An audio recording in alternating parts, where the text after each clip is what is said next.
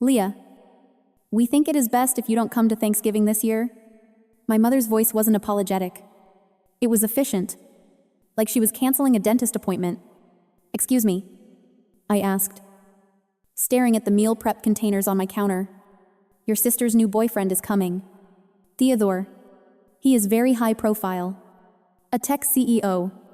Eleanor wants everything to be perfect. And I make it imperfect. You know how you are. Honey, you are a bit abrasive. Your lifestyle is a little rough around the edges. We just want to make a good first impression. We can do Christmas instead. The line went dead before I could answer. I didn't scream. I didn't throw my phone. I just stood there in my quiet kitchen, listening to the silence where my family used to be. Drop a comment and let me know where you're listening from and what time it is for you right now.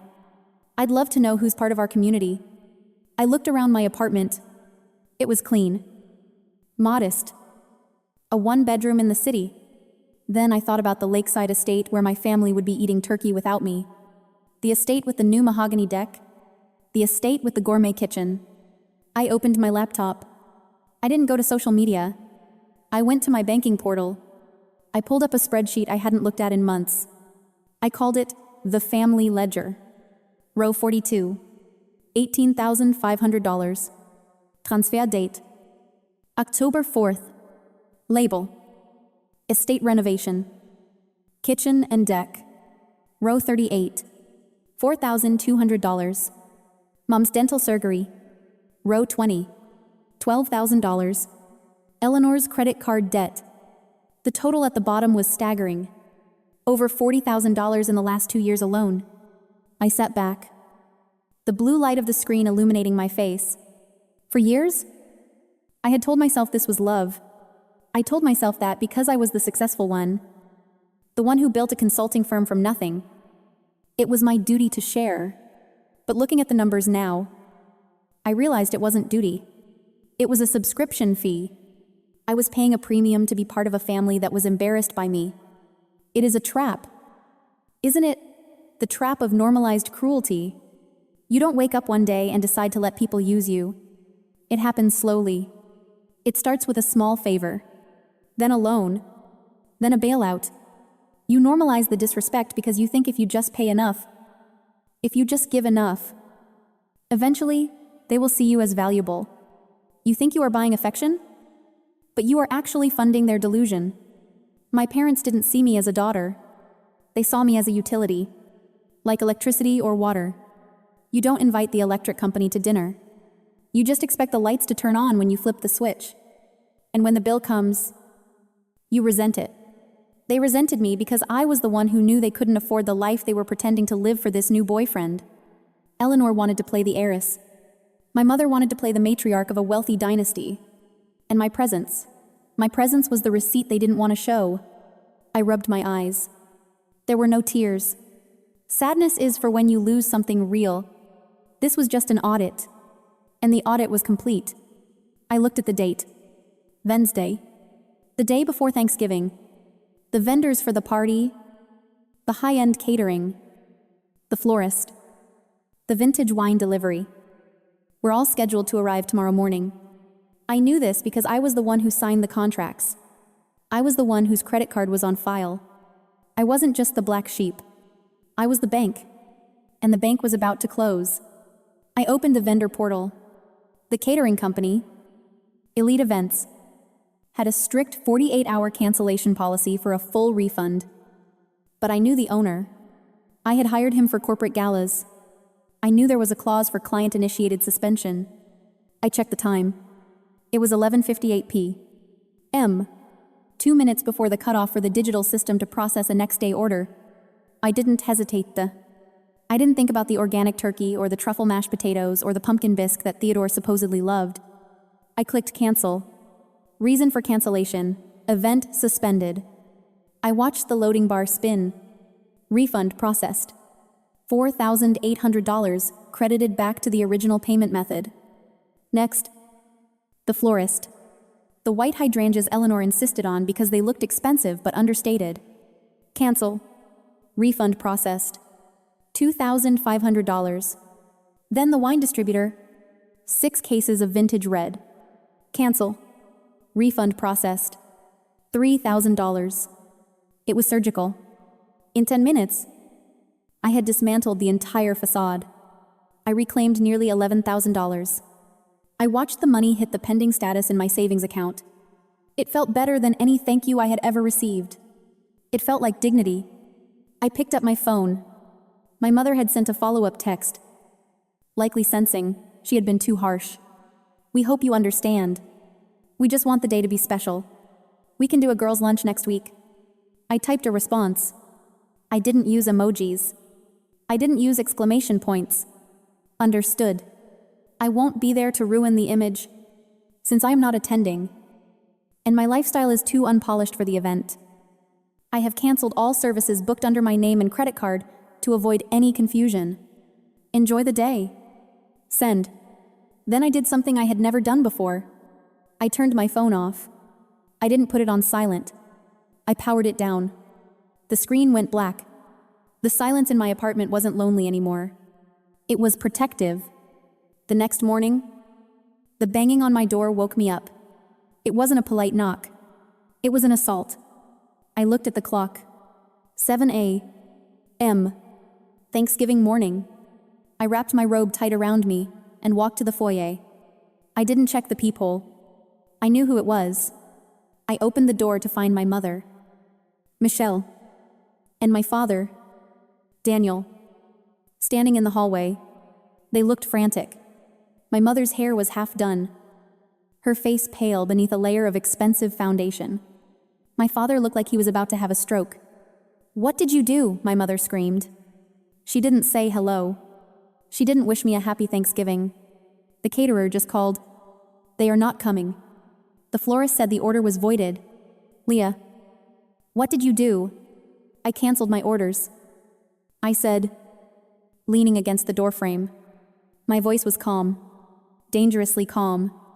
"You uninvited me. It didn't make sense for me to pay for a party I wasn't welcome at." "You selfish little..."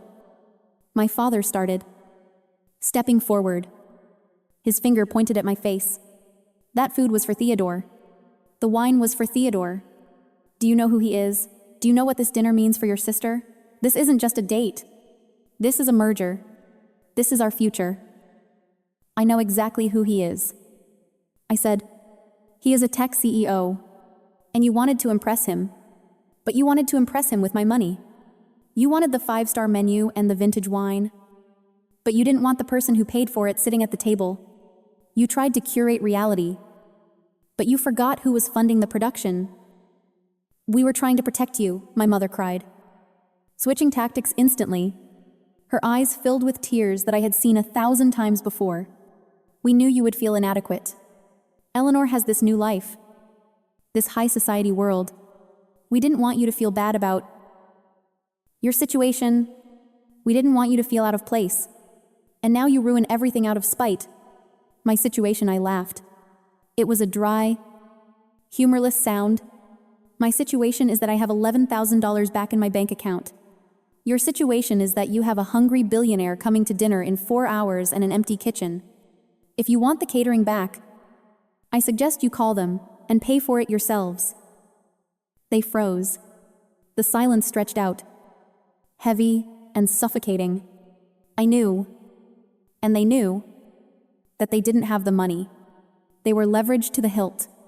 The house, the cars, the clothes, it was all debt. I was the only liquid asset they had. "Fix this," my father commanded, but his voice wavered. "Call them back. Put it back on your card. We will pay you back later, after the deal with Theodore goes through." "No," I said. "The bank is closed. I am not your safety net anymore. I am the rough edge you wanted to trim." So I trimmed myself. I started to close the door. "If you close that door," my mother hissed, her face contorted with rage, "don't bother coming to Christmas. Don't bother calling us. You are dead to us." "I was dead to you yesterday," I said. "I was just a ghost with a credit card. Now, I'm just a ghost." I shut the door. I locked the deadbolt. I listened to them shouting in the hallway for another minute before they finally left. Probably rushing to the grocery store to buy whatever frozen turkeys were left. I went to the kitchen and made myself a cup of coffee. It was the best coffee I had ever tasted. I spent the afternoon reading. I didn't think about the turkey or the stuffing or the family photos being taken without me. I thought about peace. Around 3 p.m. My doorbell rang. I stiffened. Had they come back? Had they decided to break the door down? This time I walked to the foyer. But when I looked through the peephole, it wasn't my parents. It wasn't Eleanor. It was a man. Tall. Dark hair. Holding a manila folder. I looked confused. He looked familiar. It was Theodore. I opened the door. I looked up. Startled.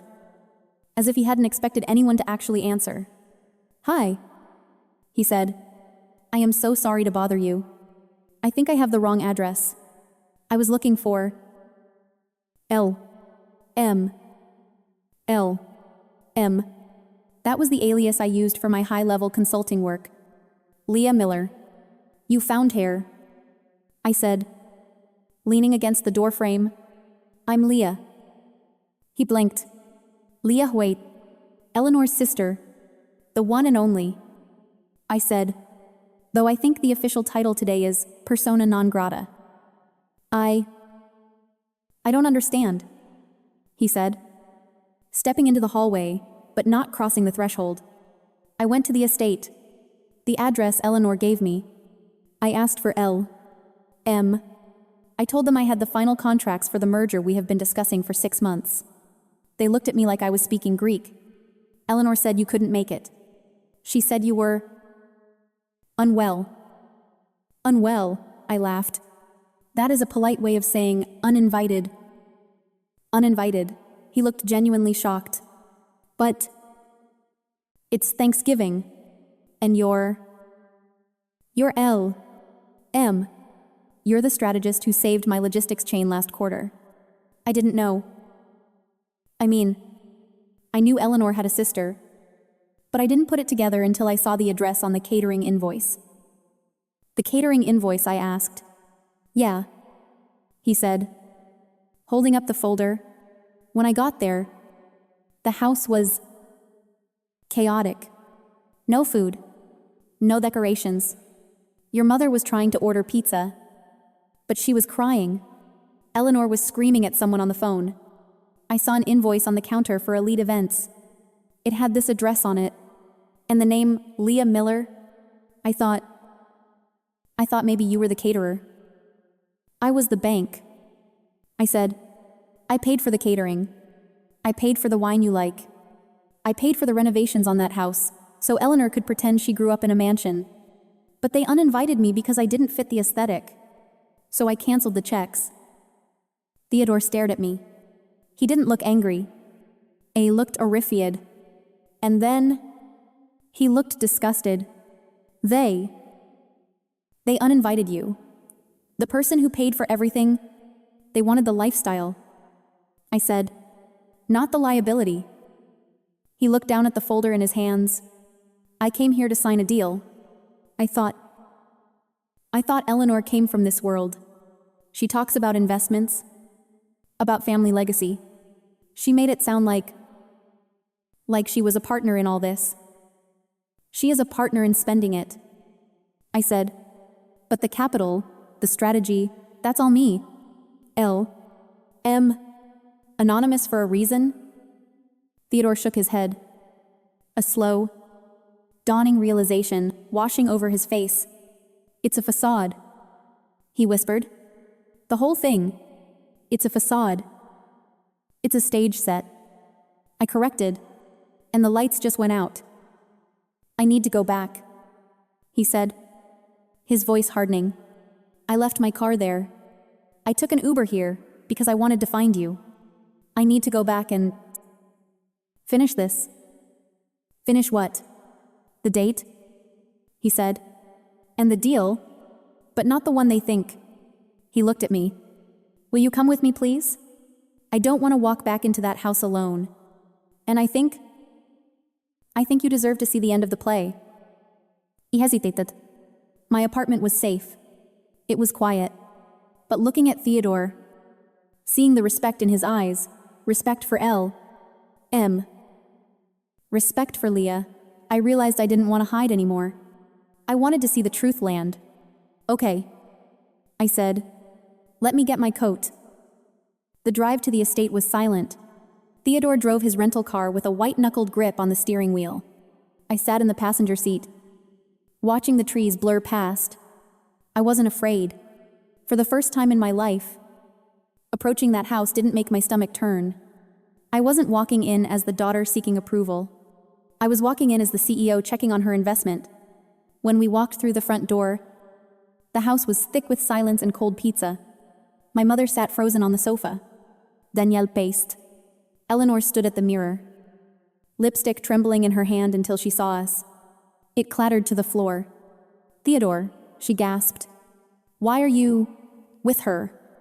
I picked up my partner, he said, voice cold enough to frost glass. No hug, no smile. Eleanor tried to laugh it off. Theo, Leah is just my sister. She's emotional. We didn't want to burden you.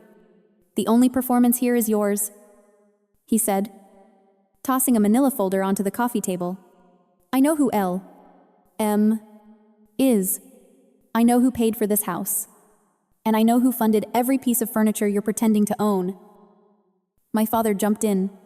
Finances are complicated. Leah helps out. Sure. But she is the foundation. Theodore snapped. You are the termites. He looked around the room with contempt. You think living in a house paid for by someone else makes you high society? But you don't own any of this. Without Leah's money, you're not elite. You're insolvent. Silence. Then Eleanor exploded. You ruined this, she screamed at me. I needed today to be perfect. I needed Theo to sign the investment. What investment? I asked. She spun toward me. The $250,000. For my lifestyle brand, we needed it to pay off the loans, the credit cards. You cut off the cash flow, right before I could save us. You were going to defraud him. I realized. I reached into my bag and handed my father a document. What is this? He whispered. Notice to vacate. I said, the house is held in my trust. I've activated the liquidation clause. It goes on the market Monday. You have 30 days. You can't, my mother cried. Where will we go? This was my investment, I said, and it's underperforming. Leah, we're family. My father begged. No, I said, pulling my arm from his grasp. You're a liability. Theodore and I walked out. Behind us, their world collapsed. The house sold in 3 weeks. I recouped every dollar. My parents and Eleanor moved into a cramped condo. I blocked their numbers. Later, Theodore and I signed our partnership papers, not a romance, but respect, equality. My value wasn't measured by how much I could be drained. Peace wasn't loud. It was quiet, clean, steady. A bank account that was finally mine. A home where the only voice that mattered was my own. To everyone who's lived on the fringe of their own family, who's been loved only for their utility, you're not cruel for walking away. You're courageous. Here's to the ones on the fringe. May we finally stand at the center of our own stories.